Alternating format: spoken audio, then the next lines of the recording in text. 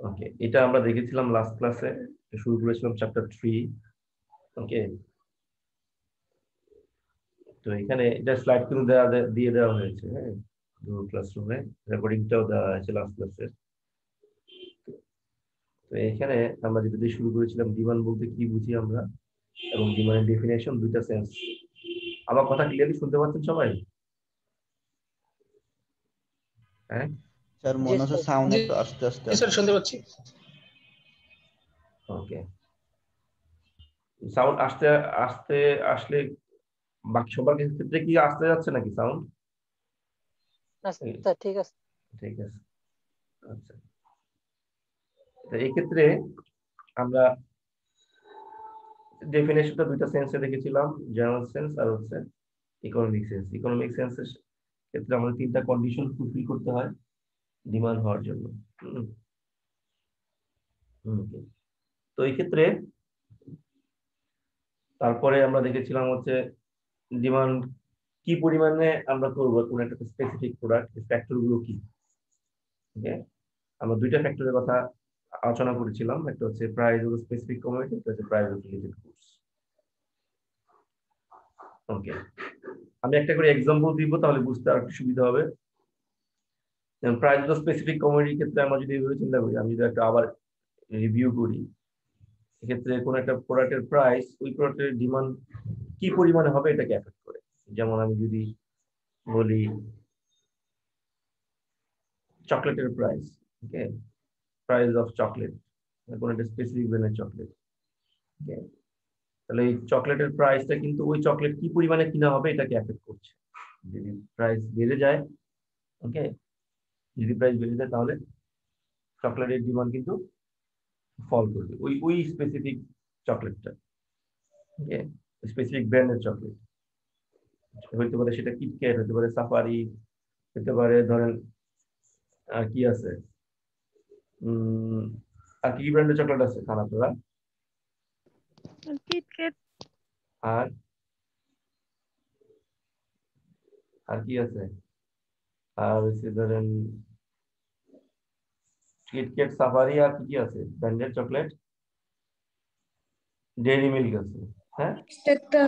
Next একটা আছে sir. আচ্ছা, ডেইরি মিল্ক, কিটক্যাট, সাফারি, ওকে, ধরলাম এই কয়টাই। এখন আমি যদি কিটক্যাট ব্র্যান্ডের চকলেট আমি যদি পছন্দ করি, তাহলে কিটক্যাটের প্রাইস কিন্তু আমি কিটক্যাট কি পরিমাণে কিনবো, কি পরিমাণে ডিমান্ড করবো, এটাকে প্রাইস অফ রিলেটেড গুডস। এটা কি কিটক্যাটের প্রাইস তাই শুধুমাত্র কিটক্যাটের ডিমান্ডকে এফেক্ট করবে তা কিন্তু না। শুধুমাত্র কিটক্যাটের প্রাইস কি কিটক্যাটের ডিমান্ডকে এফেক্ট করবে তা কিন্তু না। এছাড়াও কিটক্যাটের ডিমান্ড ডিপেন্ড করবে হচ্ছে কিটক্যাটের পাশাপাশি সাফারি, তারপরে ডেইরি মিল্ক, এগুলোর প্রাইসও কিন্তু কিটক্যাটের ডিমান্ডকে এফেক্ট করবে। ওকে, যেমন আমি সহজে যদি একটু বলি, সচরাচর কি হয়, পেপসি এবং কোকা কোলা, হম, দুটা কিন্তু মোটামুটি মোরললেস একই রকম, দেখবেন প্রাইস কিন্তু সেম থাকে। এই জন্য কখনো কখনো যদি পেপসি অফার দেয়, ওকে, সাথে সাথে কিন্তু কিছুদিন পরে দেখবেন কোকা কোলা অফার। মানে এটা হচ্ছে একটা একটা প্রোডাক্টের প্রাইস একটা প্রোডাক্টকে কিন্তু ডিমান্ডকে এফেক্ট করে। যেমন যদি দেখি যে কোকা কোলা কিনতে গেলাম, আমি কোকা কোলা আমি ডিমান্ড করছি, কিন্তু যদি দেখি পেপসির প্রাইস ওঠানামা করতেছে বা কমে গেছে, তখন কিন্তু আমি কোকা কোলা থেকে সরে এসে পেপসি কিনবো।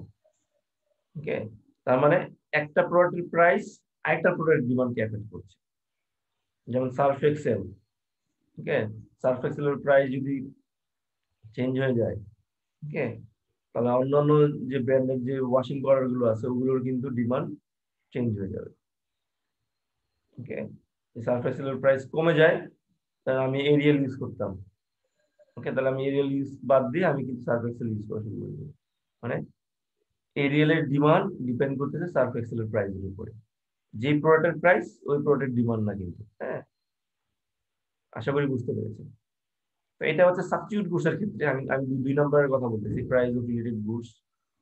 এটা কি, একটা প্রাইস চেঞ্জ হয়ে গেলে আরেকটা প্রোডাক্টের ডিমান্ড চেঞ্জ হয়ে যায়। ওকে, যেমন দেশি পেঁয়াজ আর ইন্ডিয়ান পেঁয়াজ, ভালো উদাহরণ। ওকে, দেশি পেঁয়াজের দাম যদি বেড়ে যায়, ওকে, তাহলে ইন্ডিয়ান পেঁয়াজের ডিমান্ড কি হবে? বেড়ে যাবে না? দেশি পেঁয়াজের দাম অনেক বেশি, ইন্ডিয়ান পেঁয়াজের ডিমান্ড তখন বেড়ে যাবে। অর্থাৎ হ্যাঁ, এই ধরনের প্রোডাক্ট গুলোকে বলে হচ্ছে সাবস্টিটিউট গুডস। একটার পরিবর্তে আমি আরেকটা ইউজ করতে পারছি, সাবস্টিটিউট গুডস। আর অন্যদিকে কমপ্লিমেন্টারি গুডস কোনগুলো? ওকে, যেমন ধরেন আমি যদি বলি এই কমপ্লিমেন্টারি গুডস এর ক্ষেত্রে সেলফোন ব্যাটারি, একটা ইউজ করলাম আর একটা ইউজ করতেই হবে। সেলফোন একটা প্রোডাক্ট, ব্যাটারি আর একটা প্রোডাক্ট। ওকে, সেলফোনের ডিমান্ড ডিপেন্ড করবে ওই সেলফোনের ব্যাটারির প্রাইসের উপরে। যদি ব্যাটারির প্রাইস খুব বেশি হয়ে যায়, সেলফোনের ডিমান্ড কি হবে বলেন তো? কমপ্লিমেন্টারি গুডস এর ক্ষেত্রে বলছি, কমপ্লিমেন্টারি কমে যাবে। হ্যাঁ, কমে যাবে। ওকে, সেটা লাস্ট ক্লাসেই বলেছিলাম। কমপ্লিমেন্টারি গুডস আর একটা হচ্ছে সাবস্টিটিউট গুডস, মনে থাকবে? সাবস্টিটিউট গুডস এর ক্ষেত্রে পজিটিভ রিলেশনশিপ, আর কমপ্লিমেন্টারি গুডস এর ক্ষেত্রে হচ্ছে নেগেটিভ রিলেশনশিপ। এটা মনে রাখলে অনেক কিছু বুঝতে পারবেন। আচ্ছা, তারপরে ফ্যাক্টরটা কি আছে এখানে? মানে একজন বলেন তো তারপরের ফ্যাক্টরটা কি? 3 নাম্বার। Expected future prices. হ্যাঁ, এক্সপেক্টেড ফিউচার প্রাইস। এখানে এক্সপেক্টেড ফিউচার প্রাইস কিন্তু অনেক বিশাল একটা বড় ফ্যাক্টর। কি আমি কি পরিমাণে কোন একটা স্পেসিফিক প্রোডাক্ট ডিমান্ড করবো। ওকে, ধরেন এই যে রোজা শুরু কবে থেকে বলেন তো? হ্যাঁ, 24শে এপ্রিল। 24শে এপ্রিল, নাকি আমি শুনছি 14ই এপ্রিল? 14ই মে 14ই এপ্রিল, হ্যাঁ হ্যাঁ। হ্যাঁ, পয়লা বৈশাখ, পয়লা হ্যাঁ বৈশাখে। জি স্যার। হ্যাঁ হ্যাঁ, তাহলে 14ই এপ্রিলে যদি রোজা শুরু হয়ে যায়, দেখবেন এখনই আমি talking about 3 number, number 3 factor, expected future price. Okay, এই এক্সপেক্টেড ফিউচার প্রাইসের কারণে ভবিষ্যতের দাম কি আমি আশা করতেছি কোন একটা স্পেসিফিক প্রোডাক্টের ভবিষ্যতের দাম কেমন হবে। ওকে, ধরেন যদি এরকম হয়ে যায় এক্সপেক্টেড ফিউচার প্রাইস, কোন একটা, ধরেন আমি পেঁয়াজের কথা যদি আমি চিন্তা করি, পেঁয়াজ চিন্তা করতেছি, পেঁয়াজের দাম তো বেড়ে যাবে, বোঝা আসতেছে। তাহলে পেঁয়াজের ডিমান্ড, ভবিষ্যতে পেঁয়াজের প্রাইস, ভবিষ্যতে পেঁয়াজের দামটা বর্তমান সময়ে পেঁয়াজের ডিমান্ডকে কিভাবে এফেক্ট করবে বলেন তো? ভবিষ্যতে পেঁয়াজের দাম আর বর্তমানে পেঁয়াজের ডিমান্ড, দুইটা ভেরিয়েবল আমি বলে দিলাম। দাম বেড়লে স্যার এখন বেশি কিনবে। হ্যাঁ, দুইটা দুইটা দুইটা ভেরিয়েবল কিন্তু আমি বলে দিলাম। ভবিষ্যতে পেঁয়াজের দাম এটা হচ্ছে ইন্ডিপেন্ডেন্ট ভেরিয়েবল, আর বর্তমান সময়ে পেঁয়াজের ডিমান্ড এটা হচ্ছে ডিপেন্ডেন্ট ভেরিয়েবল। তাহলে ইন্ডিপেন্ডেন্ট ভেরিয়েবল, ভবিষ্যতে পেঁয়াজের দাম বেশি হলে বর্তমান সময়ে পেঁয়াজের ডিমান্ড কি হবে? বেশি। বেশি হবে। ওকে, কারণ আমরা এখন বেশি বেশি কিনে রাখবো। এটা বুঝতে পারছেন সবাই? আর ভবিষ্যতে পেঁয়াজের দাম যদি কম হয়, তাহলে বর্তমান সময়ে পেঁয়াজের ডিমান্ড কি হবে? কম হবে অথবা আনসেল থাকতে পারে। কম হবে। আমি যদি চিন্তা করি যে আমার ওই ধরেন এই 1 মাস পরে পেঁয়াজের দাম কমে যাবে, এখন আমি পেঁয়াজ যে খাওয়া যে কমাই দেবো তা কিন্তু না, বা এখন যে আমি পেঁয়াজ কিনবো না তা কিন্তু না, কিন্তু কিনবো, কিনবো, কম পরিমাণে কিনবো, ঠিক না? যেখানে আমি কিনতাম হচ্ছে 5 কেজি মজুত রাখার জন্য, এখন আমি কিনবো হচ্ছে 1 কেজি, কারণ কমে যাবে ভবিষ্যতে। ঠিক আছে, তার মানে ডিমান্ডটা কিন্তু কমে গেল, ভবিষ্যতে দাম কমে গেছে বলে। ভবিষ্যতে দাম কমে গেছে বলে বর্তমান সময়ে ডিমান্ড কমে গেছে। বুঝতে পারছেন সবাই? ক্লিয়ার? 3 নাম্বারটা। জি স্যার। জি স্যার। আর একটা হচ্ছে ইনকাম। ইনকামটা সোজা, ইনকাম যদি চেঞ্জ হয়ে যায়, কোনো একটা প্রোডাক্টের ডিমান্ড কি হবে সেটাও চেঞ্জ হবে। ওকে, সেটা কেমন? যেমন আমি যদি বলি আমি টি শার্ট কিনতে গেলাম বা জিন্স কিনতে গেলাম, ওকে, আমার ইনকাম ছিল 20,000 টাকা প্রত্যেক মাসে, কিন্তু ইনকাম পরের মাসে বেড়ে গেছে। এখন কি টি শার্টের কেনার পরিমাণটা একটু বেড়ে যাবে না? ইনকাম যদি 20,000 টাকা থেকে 40,000 টাকা হয়ে যায়, ওকে, তখন কিন্তু আমি একটা টি শার্টের জায়গায় কিন্তু আমি কিনবো দুইটা টি শার্ট। তাহলে ইনকাম যদি একটা ইন্ডিপেন্ডেন্ট ভেরিয়েবল হয়, সেটা ডিমান্ডকে কিভাবে এফেক্ট করতেছে, পজিটিভলি নাকি নেগেটিভলি? পজিটিভ। পজিটিভলি। ইনকাম বাড়তেছে, ডিমান্ড বাড়তেছে। Very good. তারপরে আসেন হচ্ছে 5 number, expected future income and credit. ভবিষ্যতে আমার ইনকাম হইতে পারে, ভবিষ্যতে আমার ইনকাম হবে। আমি আশা করতেছি আমার, এখন আমি চিন্তা করতেছি আর আর 1 বছরের মধ্যে বা 6 মাস 5 মাস পরে আমার ইনকাম বেড়ে যাবে। ওকে, বর্তমান সময়ের ডিমান্ড কি হবে তখন বলেন তো? বর্তমান সময়ের ডিমান্ড কিন্তু কমে যাবে। আমি ডিমান্ড কমে যাবে, কারণ ইনকাম আসবে ফিউচারে, বর্তমান সময় তো না। হম, বর্তমান সময় কিন্তু আর আমার ইনকামটা আসছে না, কারণ আমি, তার মানে ফিউচারে আমার ইনকাম আসবে বা ফিউচারে আমার ক্রেডিট আসবে। ক্রেডিট বলতে আমি যদি ইন্টারেস্ট লোন বলে থাকি, তাহলে ফিউচারে আমার ইনকাম বেশি হবে, হায়ার হবে। সেক্ষেত্রে আমি এখন ডিমান্ড কিন্তু ফল করবো। ফিউচার ইনকাম, বর্তমান সময়ের ডিমান্ড ইনকাম না কিন্তু, এই যে ঠিক আগেরটার মতো না কিন্তু, এটার মতো না যে ইনকাম বাড়লো ডিমান্ডও বাড়লো, এরকম না। ভবিষ্যতের ডিমান্ড, ভবিষ্যতের ইন্টারেস্ট বা ক্রেডিট। তাহলে এইটার সাথে হচ্ছে আমার negative relationship, expected future income and ক্রেডিটের সাথে। তারপর হচ্ছে পপুলেশন। সহজ হিসাব, পপুলেশন বাড়লে ডিমান্ড বাড়ে, higher population higher quantity demand, lower population lower quantity demand. Okay, তারপর হচ্ছে প্রেফারেন্সেস।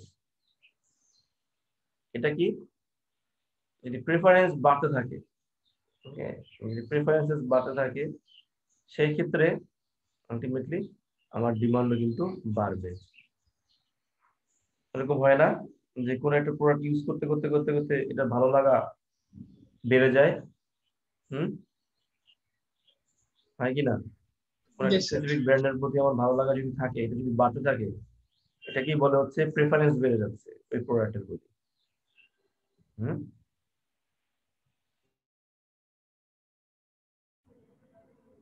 যদি প্রেফারেন্স বেড়ে যায়, হায়ার প্রেফারেন্সেস কি হবে? Higher quantity demand. Lower preferences lower quantity demand. Preference যদি কমে যায়, যে ভালো কমে যেতেই পারে, যেমন প্রোডাক্টটা প্রতি আমার প্রেফারেন্স যেমন ছিল, এখন আর সেরকম ভালো লাগা নাই। ওকে, অথবা আমি যদি এরকম চিন্তা করি যে নতুন একটা ব্র্যান্ডের প্রোডাক্ট চলে আসছে, আমি যেটা চিন্তা করতে, যেটা কিনতে যাচ্ছিলাম, ওটার পাশাপাশি আরেকটা ভালো একটা ব্র্যান্ডের প্রোডাক্ট চলে আসছে। ওকে, সেই ক্ষেত্রে আমার কিন্তু আলটিমেটলি আমি যেটা ডিমান্ড করতাম ওইটার কিন্তু ডিমান্ড কমে যাবে। ওকে, এটাকেই বলা হচ্ছে লোয়ার প্রেফারেন্স, অর্থাৎ প্রেফারেন্স কমে গেছে। ওকে, বুঝতে পারছেন? হায়ার প্রেফারেন্স হলে ডিমান্ড বাড়বে, আর প্রেফারেন্স কমে গেলে কোনো একটা প্রোডাক্টের প্রতি আমার ওই প্রোডাক্টের ডিমান্ড, কোয়ান্টিটি ডিমান্ড কমে যাবে। এই হচ্ছে 7টা ফ্যাক্টর। তারপরে চলে যাই, এই প্রত্যেকটা ফ্যাক্টরগুলো নিয়ে আমি কিন্তু একটা ফাংশন ক্রিয়েট করতে পারি। ভেরি সিম্পল, প্রত্যেকটা ফ্যাক্টরগুলো নিয়ে। D for quantity demand, which is dependent variable, বাম পাশে থাকবে the function of price of the specific commodity, okay, price of related goods, PR, PE হচ্ছে expected future price, I হচ্ছে income, okay, PM হচ্ছে population, PRE হচ্ছে preferences। মানে সবগুলো factor, independent ভেরিয়েবলটাকে আমি ডান পাশে রাখলাম। ওকে, এরকম এই ফাংশনে নিয়ে আসলাম, ax is a function of y। এই ফর্মুলাতে আমি y এর জায়গায় y1 y2 y3 চিন্তা করে, ওকে, এইভাবে এই ফাংশনটাকে আমি প্রত্যেকটা ইন্ডিপেন্ডেন্ট ভেরিয়েবলটাকে এখানে নিয়ে এসে চিন্তা করবো। আমার কথা বুঝতে পারছেন? হ্যাঁ, জি স্যার, জি স্যার। না বোঝার কিছু নাই। ওকে,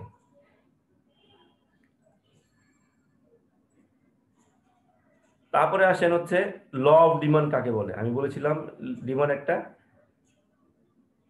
একটা ল মেনে চলে। এটা শুরু করার আগে আমি এখান থেকে কিছু কথা বলে নেই যে ল of demand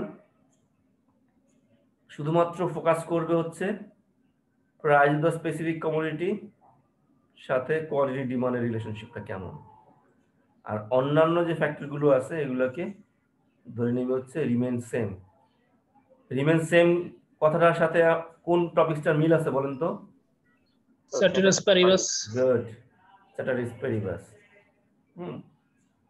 other things remaining the same, ceteris paribus। তাহলে আমাকে বলেন তখন এই other things remaining the same কথাটা কেন আমরা ইউজ করতেছি বলেন তো, মনে আছে? যেখানে একটার উপরে আমরা রিলেশনটা দেখতে হ্যাঁ চাচ্ছি, হ্যাঁ হ্যাঁ হ্যাঁ। ওইগুলো ধরে নিতেছি যে এফেক্ট করে না, কিন্তু আসলে করে। বাকিটা ফিক্সড এগুলোকে আমরা ধরে নিচ্ছি সেম, ceteris paribus। কারণ সেম কথাটা মানে হচ্ছে প্রেফারেন্স চেঞ্জ হবে না, পপুলেশন চেঞ্জ হবে না, ইনকাম চেঞ্জ হবে না, এটা এক্সপেক্টেড ফিউচার প্রাইস চেঞ্জ হবে না, রিলেটেড গুডও চেঞ্জ হবে না। তার মানে যদি চেঞ্জ না হয় এগুলোর কোনো ইম্প্যাক্ট ডিমান্ডের উপরে পড়বে না, ঠিক কি না? চেঞ্জ যদি না হয় তাহলে জি স্যার। পড়বে না কিন্তু। ওকে, এখন আমাকে বলেন যদি এইগুলো সেম থাকে তাহলে price of the specific commodity এটার সাথে ডিমান্ডের রিলেশনশিপটা কেমন হবে?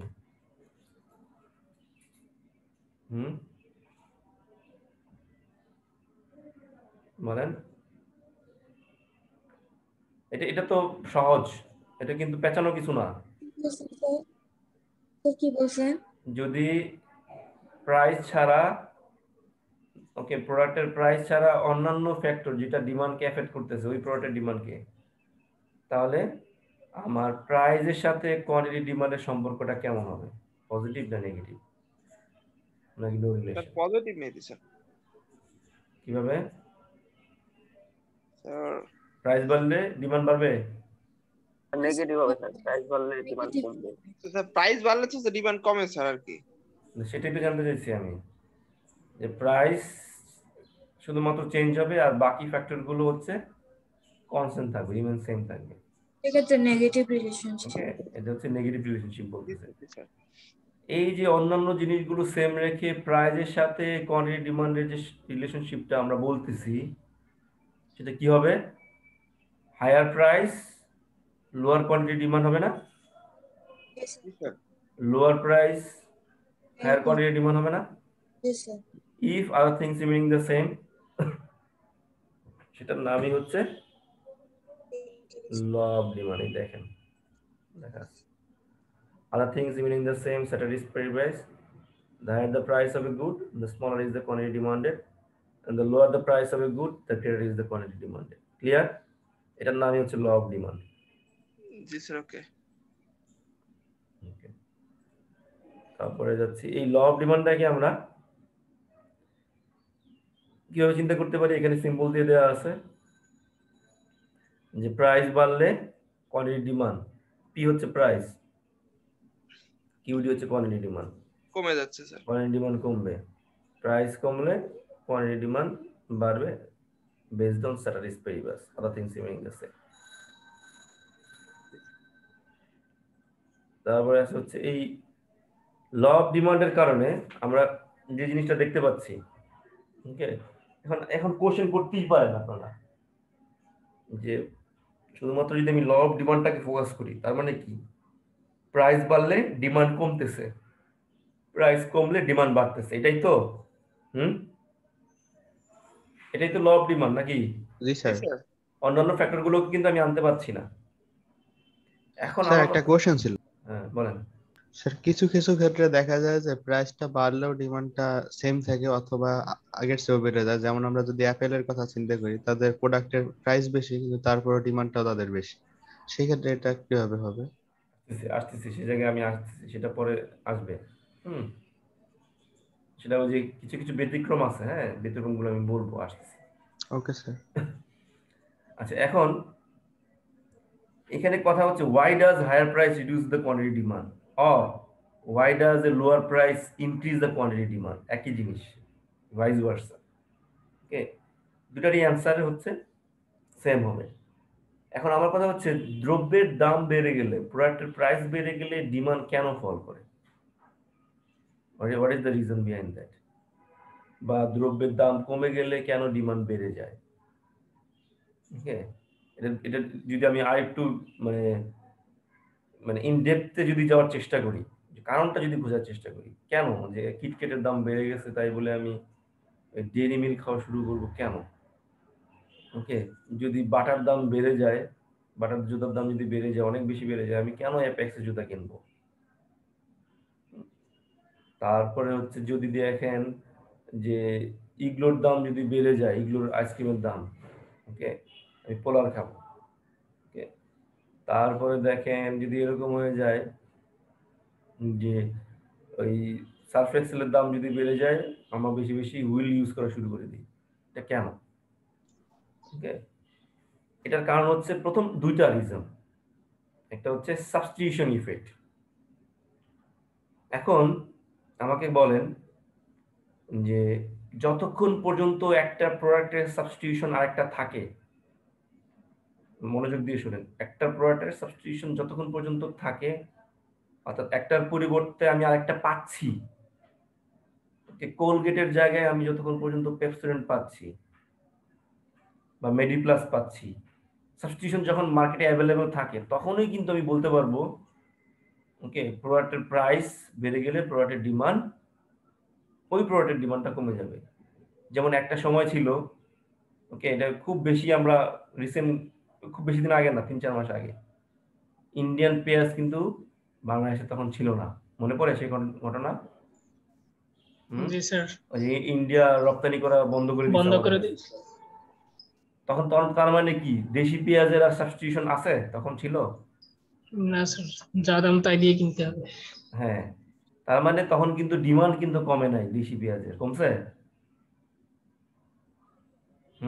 কমে নাই কিন্তু। তার মানে যতক্ষণ পর্যন্ত প্রোডাক্টের সাবস্টিটিউশন থাকবে, ওকে, একটার পরিবর্তে আমি আরেকটা ইউজ করতে পাচ্ছি, ততক্ষণ পর্যন্তই কিন্তু প্রোডাক্টের দাম বেড়ে গেলে প্রোডাক্টের ডিমান্ড ফল করবে। যদি এরকম হয় যে ইন্ডিয়ান পেঁয়াজের মতো অবস্থা, এই যে 3-4 মাস আগে যে ইন্ডিয়ান পেঁয়াজের আমদানি বন্ধ, সাবস্টিটিউশন নাই, দেশি পেঁয়াজের দাম 30-40 টাকা থেকে শুরু করে কত পর্যন্ত হয়েছিল জানেন তো নাকি? 320 টাকা, 350 টাকা কেজি পর্যন্ত গেছে, ঠিক না? তারপরেও কিন্তু মানুষজনের ডিমান্ড কমে নাই, অনলি বিকজ অফ ওই ইন্ডিয়ান পেঁয়াজ নাই বলে, সাবস্টিটিউশন নাই বলে। ওকে, বাজারে যদি এরকম হয়তো শুধুমাত্রই হচ্ছে, এটা যদিও কোয়াইট ইম্পসিবল, যদি এরকম হয়, ওকে, ধরেন এই যে শুধুমাত্র কোলগেট আছে, পেপসোডেন্ট, ওই যে টুথপেস্ট, আর কিছুই নাই, তখন কি হবে? কোলগেটের দাম বাড়লেও আমার কিন্তু কোলগেটের ডিমান্ডটা অতটা ফল করবে না, কারণ এটা সাবস্টিটিউশন নাই বাজারে। বুঝা গেল? তার মানে যতক্ষণ পর্যন্ত প্রোডাক্টের সাবস্টিটিউশন থাকবে, ততক্ষণ পর্যন্ত আমরা এটা বলতে পারবো যে প্রোডাক্টের প্রাইস বাড়লে প্রোডাক্টের ডিমান্ড কমবে, আর প্রোডাক্টের প্রাইস কমে গেলে প্রোডাক্টের ডিমান্ড বেড়ে যাবে। ক্লিয়ার সবার কাছে? Yes sir. আরেকটা হচ্ছে ইনকাম ইফেক্ট, 2 নম্বরটা। এটা কি?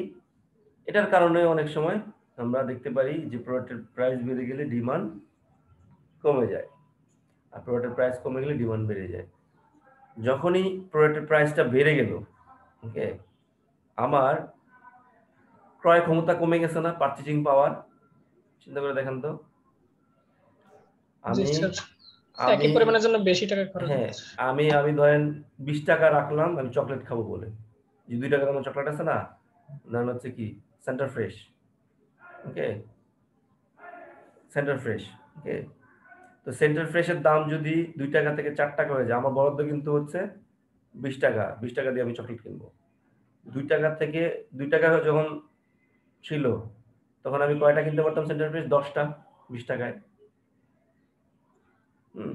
কিন্তু যখন 4টা হয়ে গেল, কিনতে পারলাম কয়টা? 5টা, ঠিক না?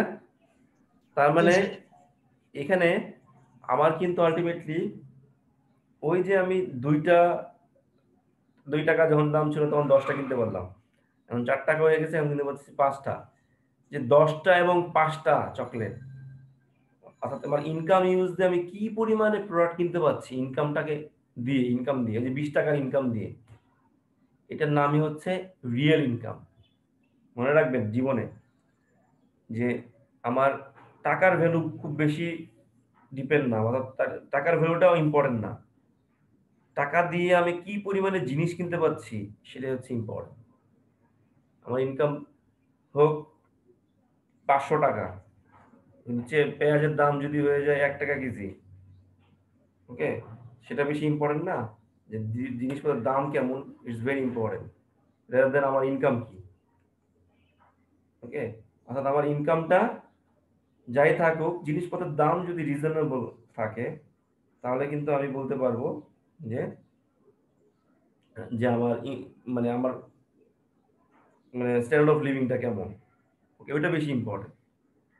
ওকে, তার মানে এই ক্ষেত্রে ইনকাম ইফেক্টটা আমরা সেটা দিয়ে দেখতে যাচ্ছি যে আমি কি পরিমাণ কিনতে পারছি, কি পরিমাণে কিনতে পারছি, এই পরিমাণটাই হচ্ছে আমার রিয়েল ইনকাম।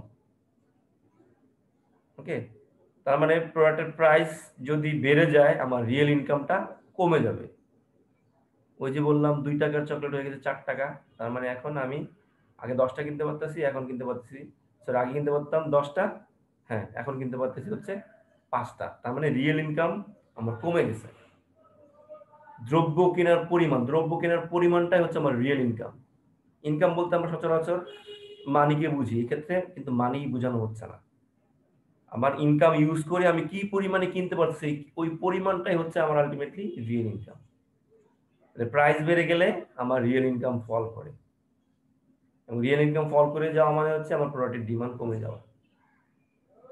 আর যদি প্রাইস কমে যায়, রিয়েল ইনকাম বেড়ে যায়, আর রিয়েল ইনকাম বেড়ে যাওয়া মানে হচ্ছে প্রোডাক্টের ডিমান্ড বেড়ে যাওয়া। এই দুইটা রিজনের কারণেই হচ্ছে আমি বলতে পারি যে প্রোডাক্টের প্রাইস বেড়ে গেলে ডিমান্ড ফল করবে, আর প্রোডাক্টের প্রাইস কমে গেলে ডিমান্ড বেড়ে যাবে। বুঝতে পেরেছেন? জি স্যার। ওকে, এখন আসেন হচ্ছে পরের টপিকসে। আমরা ল অফ ডিমান্ডটাকে কিভাবে প্রুফ করতে পারি, প্রমাণ করতে পারি কিভাবে। ওকে ওকে, প্রমাণ। ল অফ ডিমান্ডের মধ্যে কয়টা ভেরিয়েবল আছে বলেন তো? শুধুমাত্র ল অফ ডিমান্ডটাকে যদি আমি ফোকাস করি, একটা ইন্ডিপেন্ডেন্ট, একটা ডিপেন্ডেন্ট। গুড। ওকে,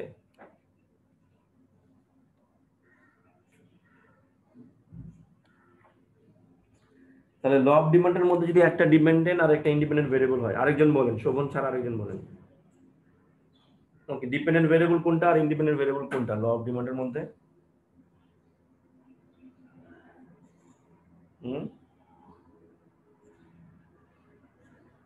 বলেন।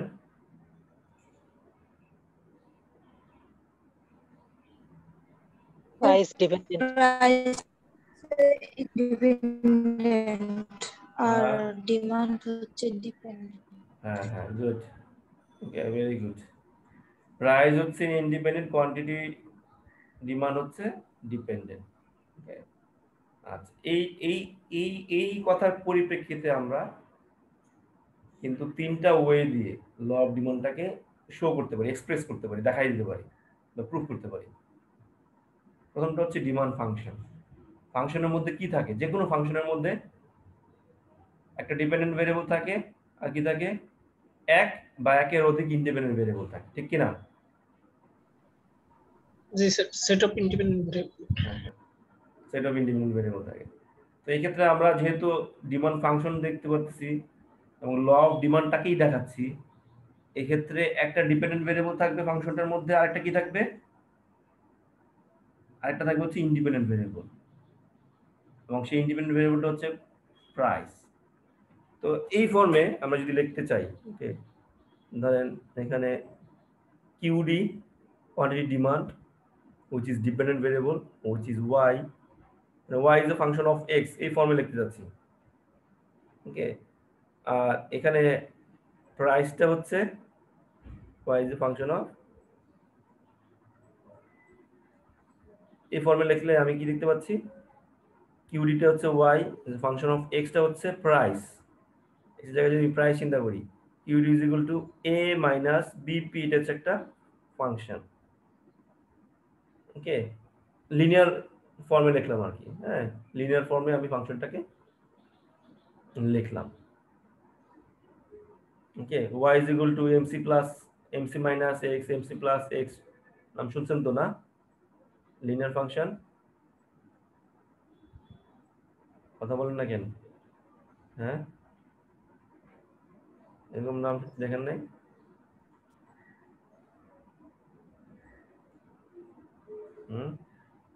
প্লাস মাইনাস লিনিয়ার ফাংশনের যে formula. y is to mx plus minus c. হ্যাঁ হ্যাঁ, লেখা যায় mx প্লাস মাইনাস c ও লেখা যায়। ওকে, মানে যেটাও লেখা যায়, হ্যাঁ mx প্লাস c ও লেখা যায়, প্লাস মাইনাস।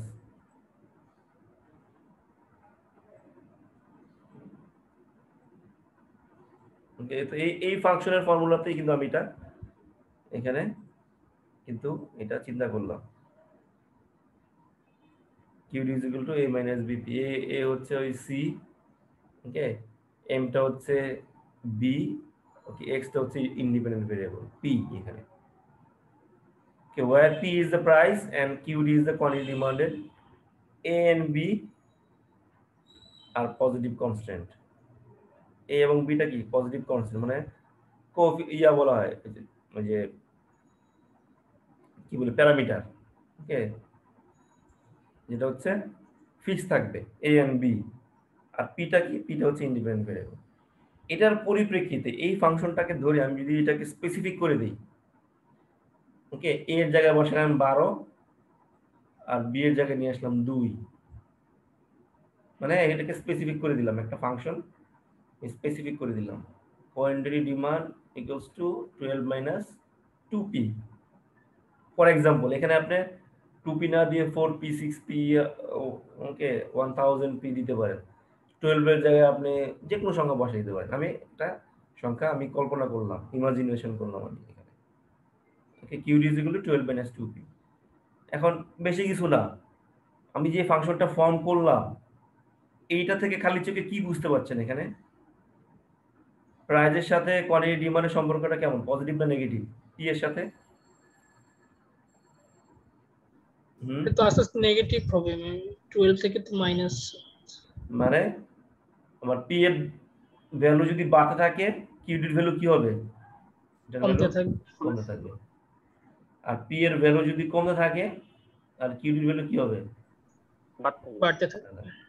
তার মানে কি আমার কি কি দেখতে পাচ্ছি, ডিমান্ড ফাংশন দিয়ে কি ল অফ ডিমান্ডটাকে প্রুফ করতে পারলাম আমি, যে প্রাইস বাড়লে পি বাড়লে ডিমান্ড কমবে, যেটা আপনারাই বললেন, আর প্রাইস কমলে ডিমান্ড বাড়বে। এটাই তো ল অফ ডিমান্ড নাকি? হ্যাঁ, আমার কথা বুঝতে পারলেন নাকি পারেন নাই? এটা ল অফ ডিমান্ড না, জি স্যার। যে প্রাইস বাড়তেছে ডিমান্ড কমতেছে, প্রাইস কমতেছে ডিমান্ড বাড়তেছে, এটাই তো ল অফ ডিমান্ড। এটাই আমরা ফাংশন দিয়ে মাত্র দেখলাম, যে খালি চোখে দেখতে পাচ্ছি কি, ওকে, পি এর ভ্যালু যদি বাড়তে থাকে, এই যে পি এর ভ্যালু, তাহলে কিউডির ভ্যালু কমতে থাকবে, তার মানে প্রাইস বাড়লে ডিমান্ড কমবে। আবার পি এর ভ্যালু যদি কমতে থাকে তাহলে কোয়ান্টিটি ডিমান্ডের ভ্যালু বাড়তে থাকে। এটা তো আর কিছুই না, এটা তো ল অফ ডিমান্ড বলতেছে। গেল 1 নাম্বার। এখন এই ফাংশনটাকে চিন্তা করে দেখুন তো আমি এটা লিখতে পারি কিনা, আমাকে বলেন, মুখে মুখে বলবেন। ধরলাম এটা হচ্ছে কিউডি, আমি একটা টেবিল ক্রিয়েট করব, শিডিউল। এটা হচ্ছে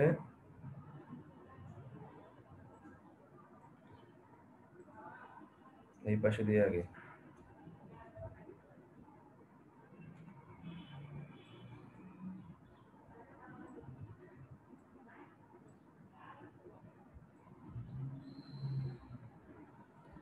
এই পাশে দিলাম হচ্ছে কম্বিনেশন।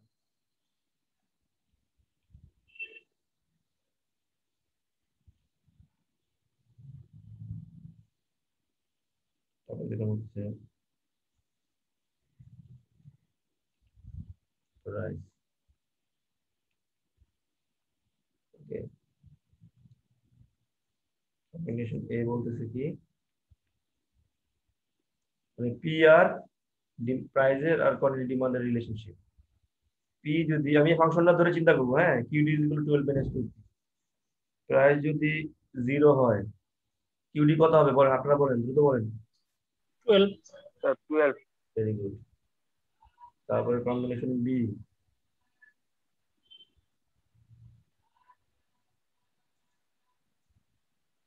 যদি এটা 1 হয় তখন কত হবে? 10 10 Good.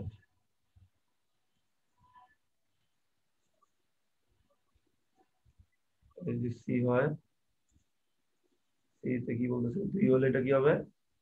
8 গুড। তারপরে ডি বলতেছে কি 3 হলে 6 6। গুড। এটা যদি এই থেকে হবে 4 হলে এটা কত হবে? 4 হয়ে যায়। 4।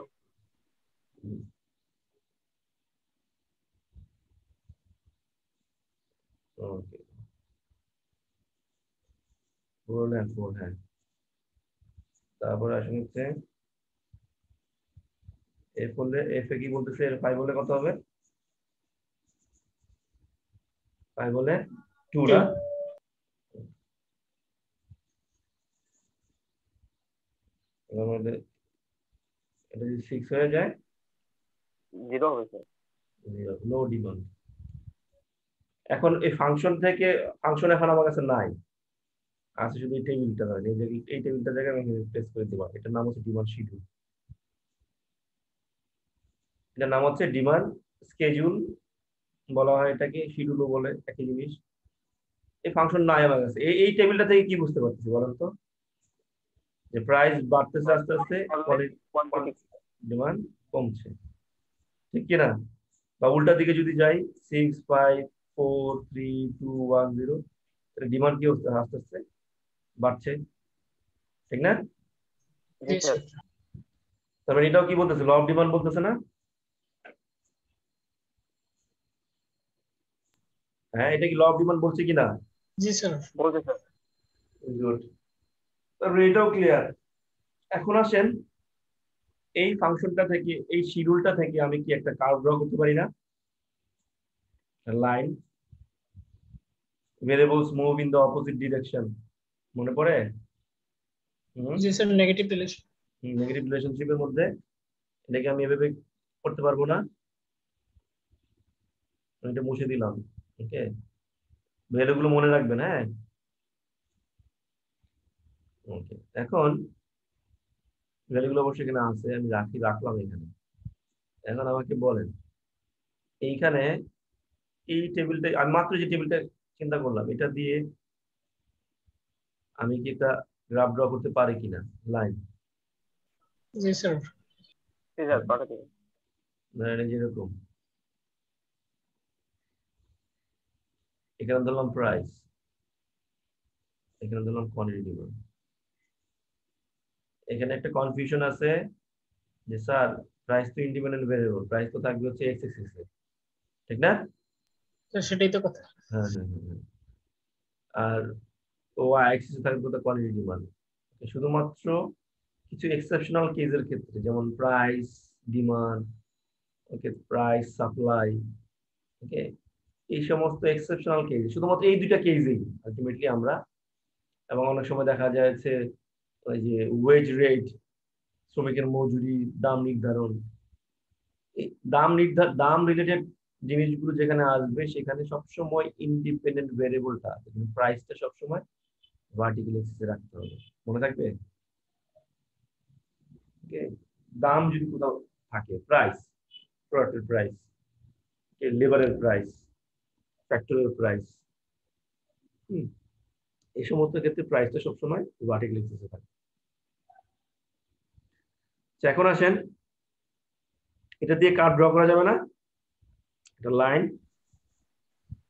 ভাগ করে নিলাম এটাকে 1 2 3 4 5 6 আর এখানে নিলাম হচ্ছে 2 4 6 8 10 12 এখান থেকে ড্র করতে পারবেন তো নাকি? ড্র করলে জি, স্যার। কিন্তু কি হবে, এরকম একটা কার্ভ আসবে কিন্তু একদম ঠিক না? এখানে হচ্ছে 12 জি স্যার। আর এখানে আসবে হচ্ছে 6 এই জায়গাটাতে। ওকে, তার মানে এরকম একটা লাইন আমরা ড্র করতে পারলাম, downward sloping line, variables move in the opposite direction, মানে ইনভার্স রিলেশনশিপ দেখাচ্ছে, রাইট? এই কার্ভটার নামই হচ্ছে ডিমান্ড কার্ভ। এটার নাম হচ্ছে ডিমান্ড কার্ভ।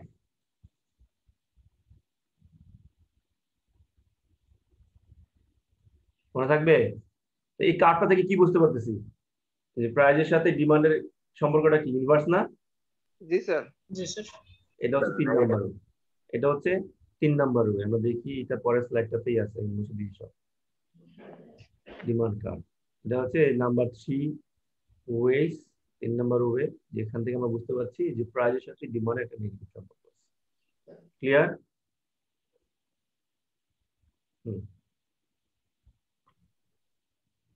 জি স্যার, ক্লিয়ার স্যার। গুড। এখন আসেন, আচ্ছা এটা এটা এটা শুরু করার আগে আমি এক্সেপশনাল, এটা একটু পরে দেখবো আমি, হ্যাঁ এরপর এটাকে স্কিপ করে আমি এই টপিকটাতে চলে আসছি। Exceptional law of demand. এতক্ষণ তো ল অফ ডিমান্ড দেখলাম, ওই যে উনি একটা স্টুডেন্ট আপনাদের মধ্যে কোশ্চেন করেছিলেন যে স্যার কি যেন কোশ্চেন ছিল বলেন তো আবার, কে যেন করেছিলেন? আব্দুল্লাহ অন্তর করছিল যে আইফোনের দাম তো বেড়ে যায়, তারপরে তো হ্যাঁ, ডিমান্ড। হ্যাঁ, মানে ল অফ ডিমান্ডের কিন্তু এক্সেপশনাল কেস আছে, যে প্রাইস বাড়লেও ডিমান্ড বেড়ে যায়। তাহলে এটা কি উল্টা হলো না? এটা ল অফ ডিমান্ড কি, কিন্তু ল অফ ডিমান্ড কিন্তু এটা বলছে না যে প্রাইস বাড়লে ডিমান্ড কমে যাওয়ার কথা, কিন্তু কি হচ্ছে, প্রাইস বাড়লে ডিমান্ড বেড়ে যাচ্ছে। এটা কোন কেসে হচ্ছে, কোন সময় হচ্ছে? স্যার হ্যাঁ হ্যাঁ, স্যার এটা কি আদৌ কি না নতুন আপডেট ফোন আসার কারণে বা ওটার কারণে ডিমান্ডটা বাড়তেছে, না দামের কারণে ডিমান্ডটা বাড়তেছে? এখানে এখানে একটা আমি বলতেছি, ওকে আমি সেই জায়গায় আসছি। ওকে, তাহলে এই যে দাম বেড়ে যাওয়ার ফলেও ডিমান্ডটা বেড়ে যাচ্ছে, এটা এটা কোন কোন প্রোডাক্টের ক্ষেত্রে হয়? এগুলো হয় হচ্ছে লাক্সারিয়াস গুডস এর ক্ষেত্রে, লাক্সারিয়াস। স্যার ওখানে তো শুধু দামের ব্যাপারটাই না, ওখানে পপুলারিটির ব্যাপারটাও আছে, অন্যান্য বিভিন্ন ফ্যাক্টর আছে। হ্যাঁ, অনেক ফ্যাক্টর আছে এখানে। হ্যাঁ, শুধু প্রাইস না, এখানে এখানে এই টেন্ডেন্সি থাকে, যেমন হচ্ছে যেমন শুধুমাত্র ইয়ে কেন, এই আইফোন কেন, চিন্তা করে দেখেন, লাক্সারিয়াস কার, নতুন একটা গাড়ি চলে আসলো অত্যাধুনিক, ওটা কিন্তু আপনার কাছে টাকা থাকলেও আপনি কিনতে পারবেন না, আপনাকে দিবে না। ওটা ওটার জন্য প্রি বুকিং লাগে কিন্তু, ওটা স্পেসিফিক মানুষজন আগে থেকে ডিমান্ড দিয়ে থাকে, যে তোমাদের এরকম আছে কিন্তু, বিএমডাব্লিউ থেকে শুরু করে তারপর হচ্ছে আপনার মার্সিডিজ, পোর্শে, এগুলো এদের কিন্তু প্রি বুকিং দেওয়া থাকে, যারা হচ্ছে ওই ধরনের লাইফ লিড করে। যারা আমি আপনি আপনার এরকম এরকম শ্রেণীর লোকও আছে যারা হচ্ছে ওদেরকে আগে বলে দেয় যে তোমাদের নতুন ব্র্যান্ডের যদি কার আসে সেটা কিন্তু আমাকে দিবা, দাম যতই হোক, দাম নিয়ে কিন্তু ওরা চিন্তা করে না। তার মানে প্রোডাক্টের প্রাইস বেশি, সেক্ষেত্রে প্রোডাক্টের ডিমান্ডও কিন্তু বেশি। এই চিন্তাধারাগুলো আসলে আমাদের মাথায় কেন আসবে না, কারণ ওইভাবে আমরা চিন্তা করি না, কারণ আমাদের ইনকাম লেভেল তো সেরকম না। আমার কথা বুঝতে পারছেন? যেমন আইফোন কিন্তু তৈরি করা হয় আমাদের জন্য না, কিন্তু আইফোন কিন্তু আমাদের জন্য, মানুষের জন্য না কিন্তু আইফোন। ওকে, অর্থাৎ আইফোনে একটা ক্লাস আছে, আইফোন যারা ইউজ করে তাদের কিন্তু একটা আমাদের ক্লাস আছে, যাদের হচ্ছে ইনকাম লেভেলটা অনেক বেশি হাই, ওদের ক্ষেত্রে কিন্তু তখন আর ওই প্রাইসটা খুব ডমিনেন্ট ফ্যাক্টর হিসেবে কাজ করে না। যেমন হচ্ছে, যেমন বাংলাদেশে আমি যদি বলি সালমান এফ রহমান, ওনার কাছে কি প্রোডাক্টের প্রাইসটা কি খুব বেশি এফেক্ট করবে ওনার ডিমান্ডকে? করবে না কিন্তু। ধরেন আমি যদি বলি বিল গেটস এর কথা, মুকেশ আম্বানির কথা যদি আমি বলি, ওদের কাছে কিন্তু প্রাইস কিন্তু কোনো ইম্পর্টেন্ট ফ্যাক্টর না। ওকে, অর্থাৎ এই ক্ষেত্রে এক্সেপশনাল কেসটা হচ্ছে কি, এক্সেপশনাল কেসটা হচ্ছে প্রাইস বাড়লেও ডিমান্ড বাড়ে। এই ধরনের প্রোডাক্ট গুলোর নাম হচ্ছে লাক্সারিয়াস গুডস, এদের নাম হচ্ছে ভ্যাবলেন গুডস। এখানে লেখা আছে দেখেন, ভ্যাবলেন। একজন ইকোনমিস্ট ভ্যাবলেন, উনি এক্সেপশনালিটি অ্যানালাইসিস করতে যে ল অফ ডিমান্ডের এই প্রোডাক্ট গুলো বাজারে গিয়ে খুঁজে পেয়েছে যে না, এইসব ক্ষেত্রে তো ল অফ ডিমান্ড কাজ করে না। প্রোডাক্টের প্রাইস বেড়ে গেলে প্রোডাক্টের ডিমান্ড বেড়ে যাচ্ছে। ওকে, অর্থাৎ আবার এই সমস্ত প্রোডাক্টের ক্ষেত্রে যেমন দামি স্বর্ণালংকার, ওকে, পৃথিবীতে কিছু শ্রেণীর লোক আছে যাদের হচ্ছে এই স্বর্ণালংকারের দাম যতই হোক বাড়ুক, এদের প্রতি ডিমান্ডও বেড়ে যায়। ওই যে শো অফ টেন্ডেন্সি থাকে, দেখানো। ওকে, আচ্ছা আপনি এত দাম দিয়ে গাড়ি কিনছেন, আচ্ছা আমারটা তো আরো বেশি দামের গাড়ি, মানে শোয়িং অফ যে টেন্ডেন্সি গুলো আছে। ওকে, এটার কারণে কিন্তু ল অফ ডিমান্ডটা কাজ করে না।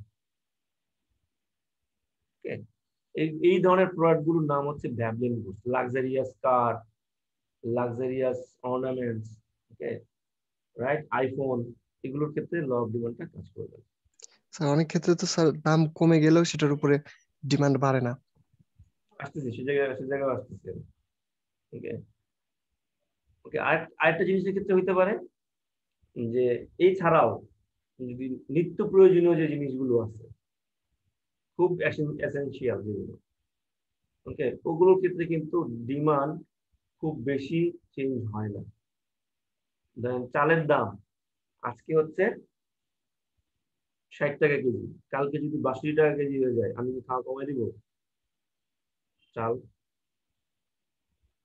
মানে একটা রেঞ্জ পর্যন্ত কিন্তু আমি দেখবো যে এখন চালের দাম যদি 60 টাকা কেজি থেকে 600 টাকা কেজি হয়ে যায়, তখন কিন্তু আমি খাওয়া কমাইতে বাধ্য। কিন্তু একটু প্রাইস বেড়ে গেছে, কিন্তু ল অফ ডিমান্ড কি বলে, প্রাইস বাড়লেই ডিমান্ড কমবে। সেক্ষেত্রে কিন্তু এই অন্তত চালের ক্ষেত্রে, তেলের ক্ষেত্রে, ডালের ক্ষেত্রে যে একটা রেঞ্জ পর্যন্ত প্রাইস যতই বাড়ুক ডিমান্ড কিন্তু কমবে না, সেম থাকবে। এই ক্ষেত্রেও কিন্তু আমার ল অফ ডিমান্ডটা কাজ করবে না। বুঝতে পারতেছেন আমি যা বলতেছি? জি স্যার। ওকে, বাকিরা বুঝতে পারছেন? বাকিরা? জি স্যার।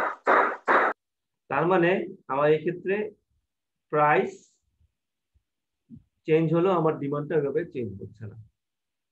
এটাই হচ্ছে এক্সেপশনাল কেস। বা প্রাইস বেড়ে গেছে, ডিমান্ড বেড়ে গেছে, এটাও এক্সেপশনাল কেস। ওকে, তার মানে ভ্যাবলেন গুডস হচ্ছে সেই ধরনের গুডস গুলো যেগুলো হচ্ছে লাক্সারিয়াস। ওকে, তারপর আছেন গিফেন গুডস, 2 নাম্বার। এক্ষেত্রেও ল অফ ডিমান্ড কাজ করবে।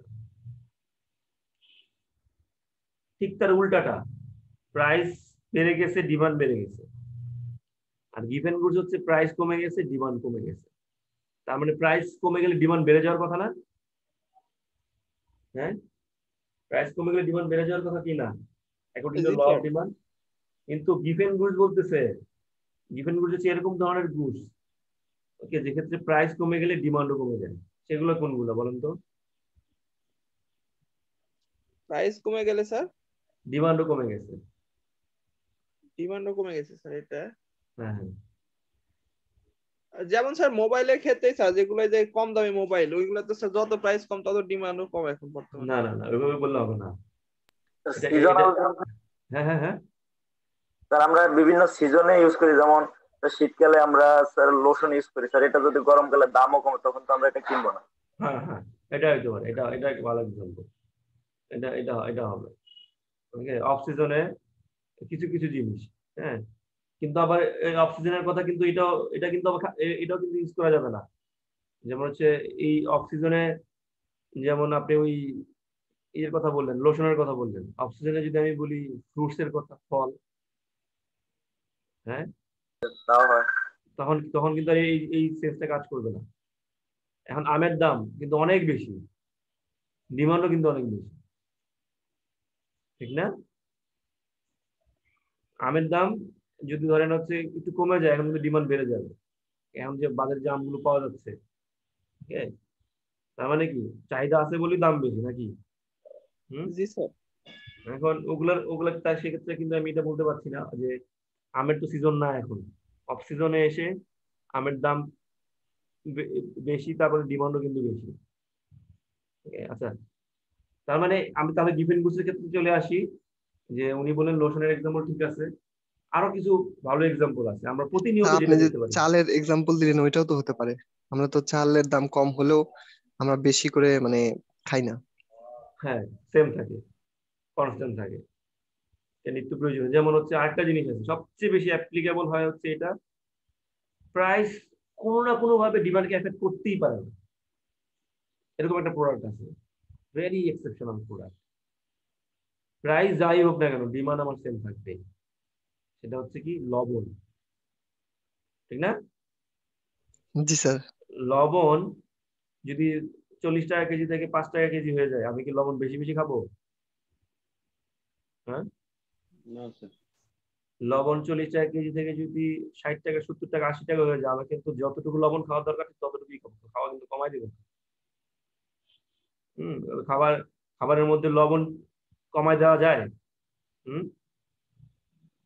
যায় না কিন্তু, ঠিক আছে?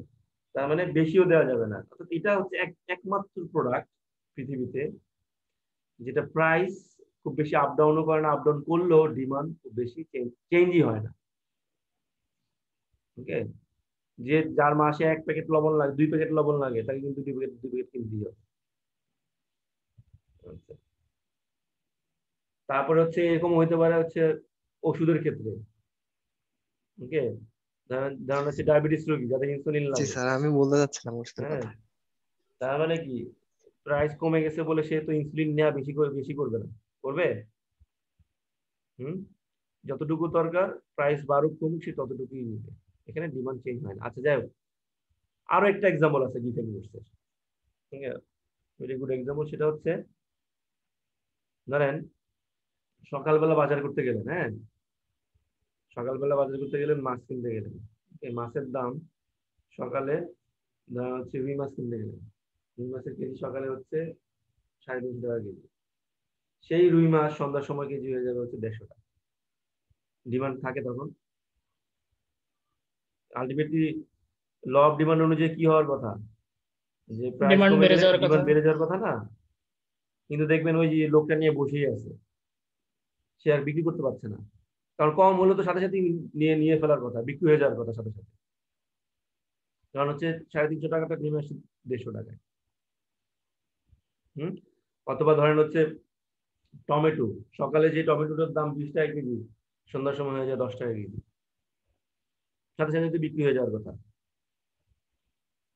মানে একদম মুহূর্তের মধ্যে সেল হয়ে যাওয়ার কথা, ডিমান্ড বেশি হওয়ার কথা, হচ্ছে না। তার মানে এখানে ল অফ ডিমান্ডটা কাজ করে না এসব ক্ষেত্রে। এগুলোকে বলা হচ্ছে রোটেন ফুডস বা রোটেন ফিশ। ওকে, এই সমস্ত প্রোডাক্টের ক্ষেত্রে, মানে স্পয়েল ফিশ যেগুলো আছে, এই সমস্ত প্রোডাক্টের ক্ষেত্রে আমার ডিমান্ডটা, ল অফ ডিমান্ডটা কাজ করে। বুঝা গেল?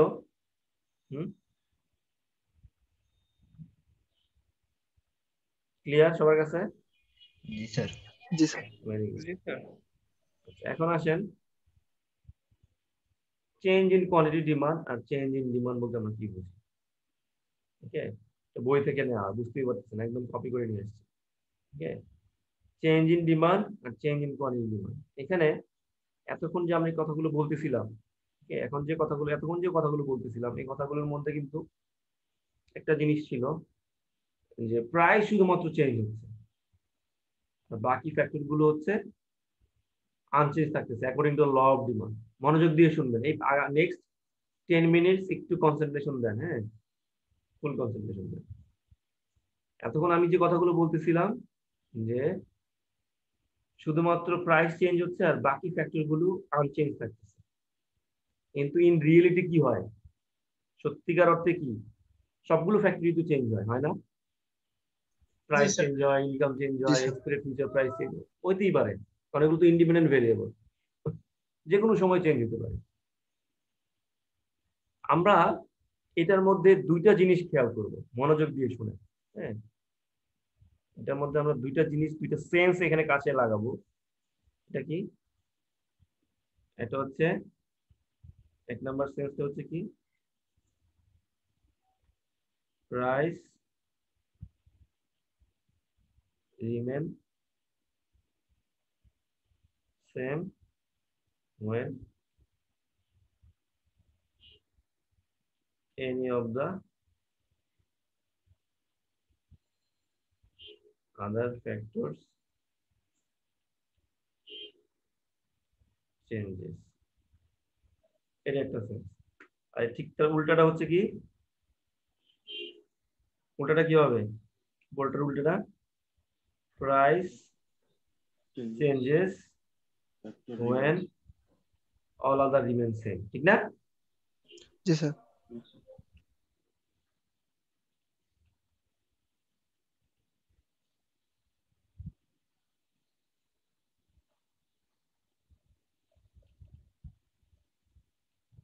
remain same।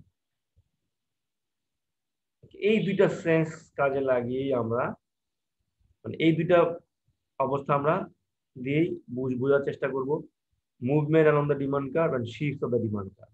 ওই যে আমরা ডিমান্ড কার্ভ যে ড্র করেছিলাম, এটা কখন শিফট করে, ডান দিকে বাম দিকে চলে যায় কখন, যে আরো চিহ্ন দিয়ে দেখানো হয়েছে এখানে, দেখতে পাচ্ছেন? এইটা হয়, প্রথমটা দেখবো হচ্ছে যে কখন আমার প্রাইস সেম রেখে ডিমান্ড কার্ভটা শিফট হচ্ছে কখন, বা ডিমান্ড কার্ভটা কখন শিফট হচ্ছে। প্রাইস যদি সেম থাকে, ধরেন আমি এক্সাম্পল দিই, এরকম হইতে পারে না যে চকলেটের দাম সেমই আছে, কিটক্যাটের দাম 20 টাকা 20 টাকাতেই আছে, কি হয়ে গেল?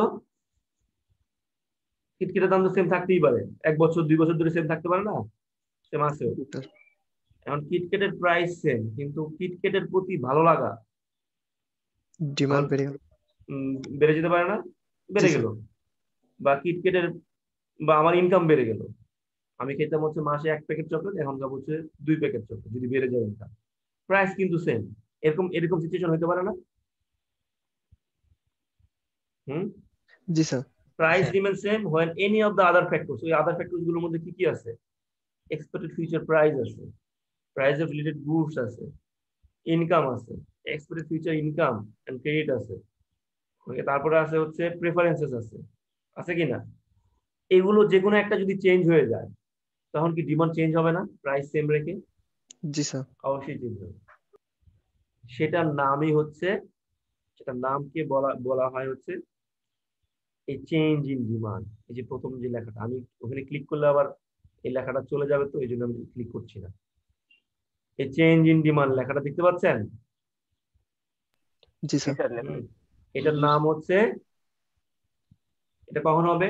প্রাইস সেম রেখে যে কোনো একটা ফ্যাক্টর যদি চেঞ্জ হয়ে যায়, এর ফলে ডিমান্ডের যে চেঞ্জ, এটার নামই হচ্ছে চেঞ্জ ইন ডিমান্ড, অথবা shifts of the demand curve. ওই যে উপরে দেখতে পাচ্ছেন, এই যে এটা, যে shifts of the demand curve কথাটা লিখতে পাচ্ছেন? এই shifts of the demand curve আর এই চেঞ্জ ইন ডিমান্ড একই জিনিস। Shifts of the demand curve আর চেঞ্জ ইন ডিমান্ড একই জিনিস। তার মানে প্রাইস সেম রেখে যে কোনো একটা ফ্যাক্টর যদি চেঞ্জ হয়ে যায়, এটার নাম হচ্ছে চেঞ্জ ইন ডিমান্ড। এখন আমাকে এই লেখাটা একটু সরায় দেই, যেদিকে থাকবে এটা উপরের দিকে রাখলাম, হ্যাঁ, মুছলে অন্তত যাতে থাকে। দেখেন এই যে এটার আমি গ্রাফিক্যালি কিভাবে দেখাবো এই চেঞ্জ ইন ডিমান্ডটাকে। ধরেন price is remain same, price কয় টাকায় আছে? ধরেন হচ্ছে কিটক্যাটের দাম 20 টাকা, 20 টাকাতেই রাখলাম, টাকা 20।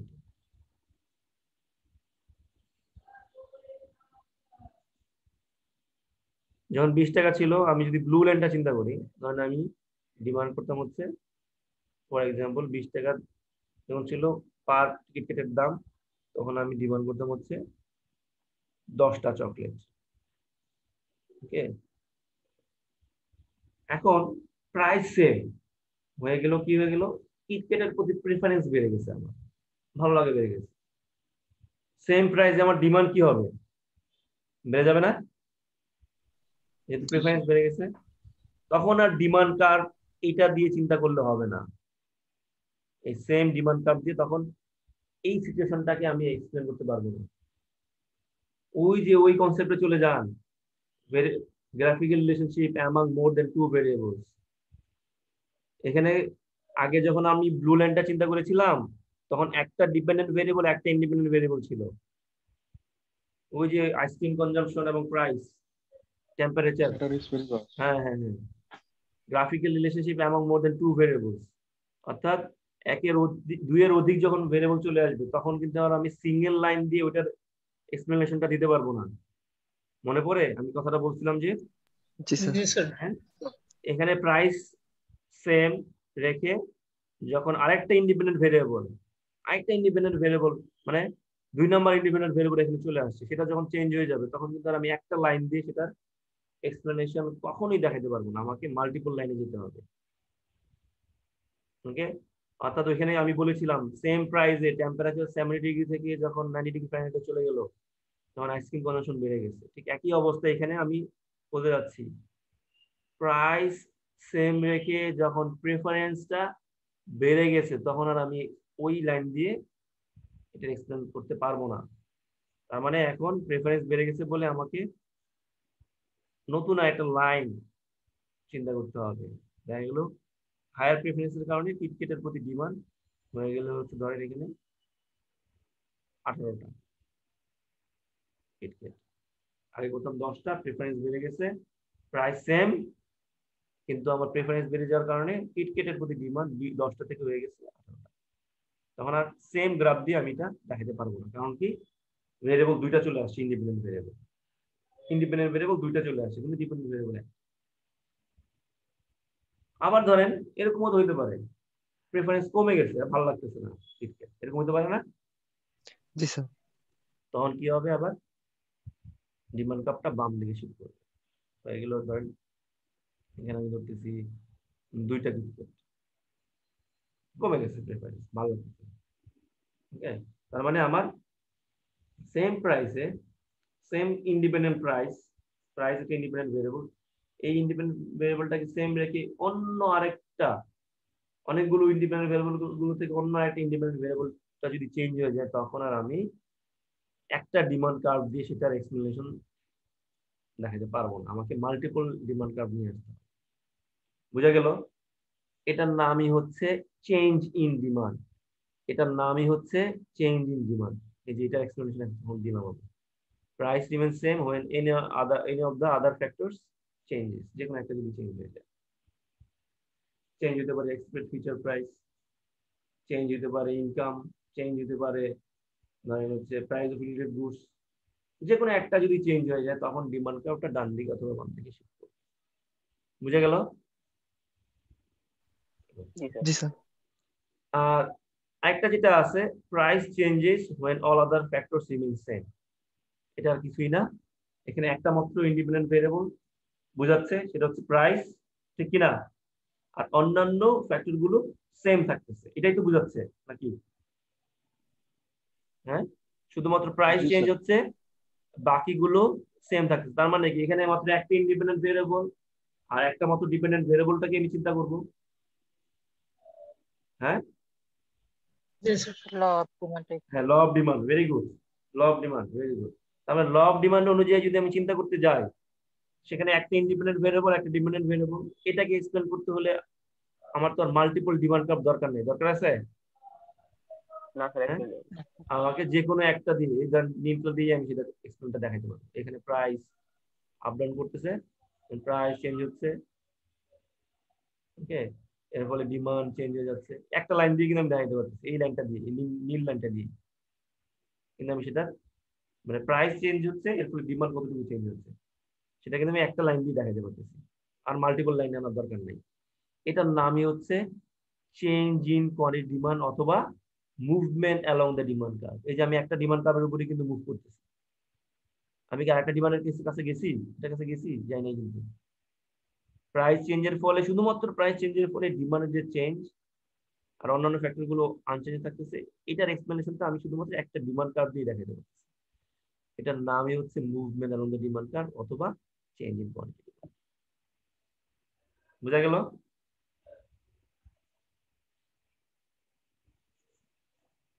ওকে, গুড।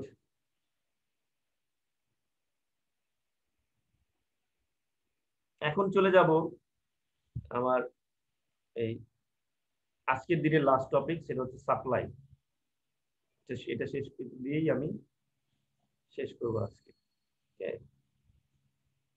আচ্ছা, বুঝতে পারছেন আজকে কিন্তু অনেক কিছু পড়াই ফেলছি, বুঝতে পারছেন কিনা সবগুলা?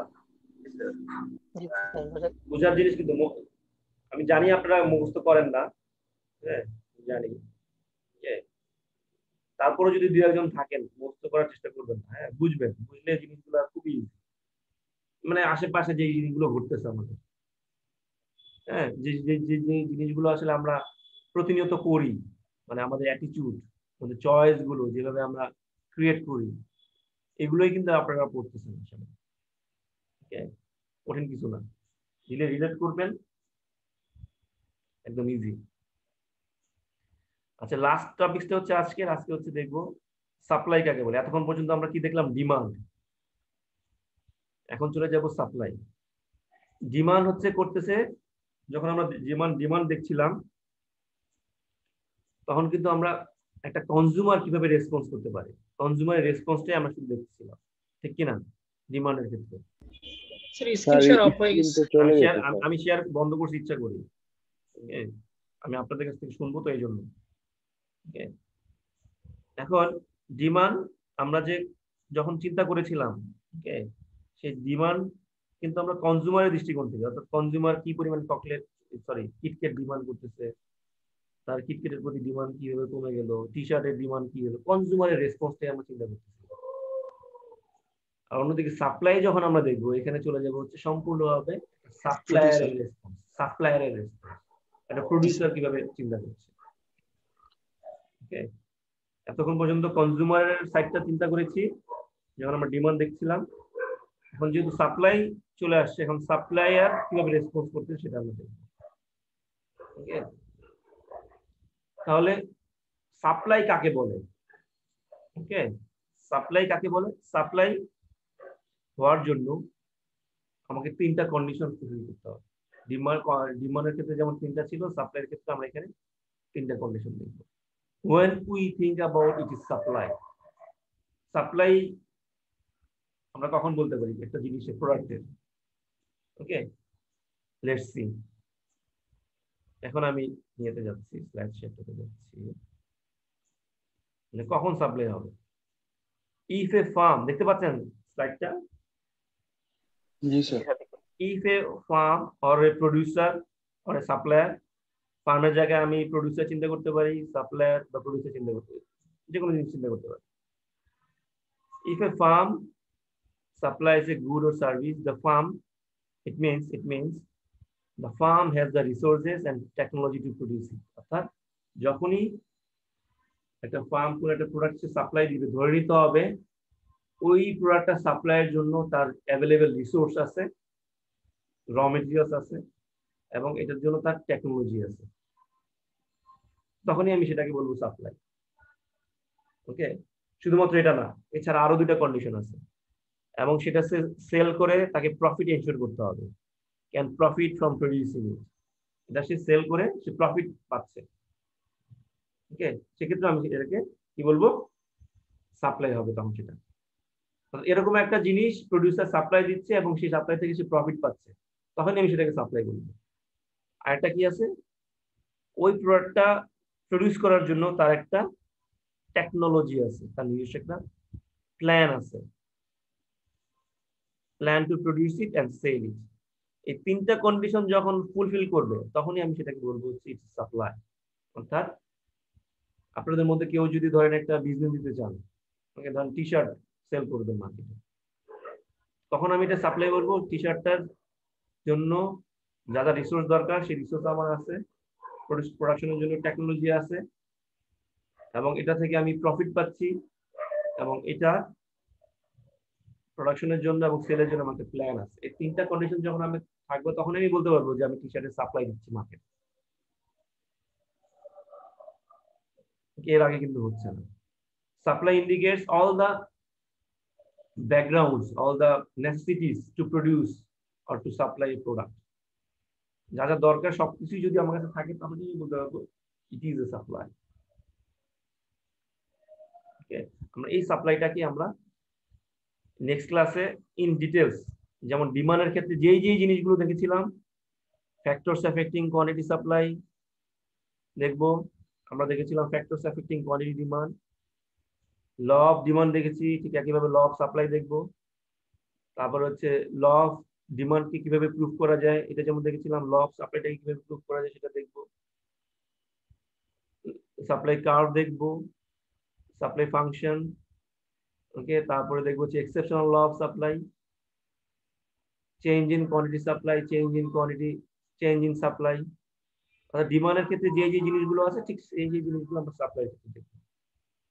তারপর এট দ্য এন্ড যে জিনিসটা দেখবো সেটা হচ্ছে মার্কেট ইকুইলিব্রিয়াম, যেখানে ডিমান্ড এবং সাপ্লাই একসাথে যখন আমরা জিনিসটা দেখবো।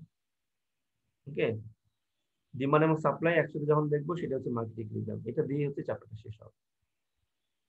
নেক্সট ক্লাসে আশা করি এটা শেষ হবে। বুঝতে পারছেন সবাই? জি স্যার, বুঝলাম স্যার। আমি রোল কল করবো।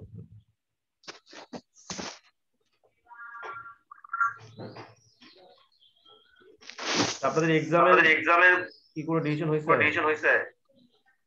মিট করে রাখেন। স্যার চেয়ারম্যান স্যার তো এখনো পর্যন্ত বলেছেন যে ইকো হচ্ছে মাইক। কারো মনে হয় আমি মিট করে দিচ্ছি। শান্তাপুর মাইক। আচ্ছা, হ্যাঁ বলেন। চেয়ারম্যান স্যার বলেছেন যে এখনো অবধি যা ডিসিশন আছে তা হচ্ছে এক্সাম হবে, তারপরেও 3 দিন পরে ফাইনাল ডিসিশনটা আসবে। ভেরি গুড, আমরা ওয়েট করি 3 দিন। ড্যাফোডিল ইউনিভার্সিটি নাকি বন্ধ দিয়ে দিয়েছে সম্পূর্ণরূপে এই দিনের জন্য। মানে বন্ধ বলতে কি, এক্সাম বন্ধ তো না, মানে ক্লাস হবে পরীক্ষা হবে না, এটাই। তাদের নোটিশে দেখলাম তাদের সব কার্যক্রম বন্ধ। কোন জায়গায় এটা? ড্যাফোডিলে। এখন আমাদেরটা ড্যাফোডিল, ইস্ট ওয়েস্ট, তারপরে হচ্ছে আহসানুল্লাহ, আরো বেশ কয়েকটা ইউনিভার্সিটি বন্ধ করে দিচ্ছে।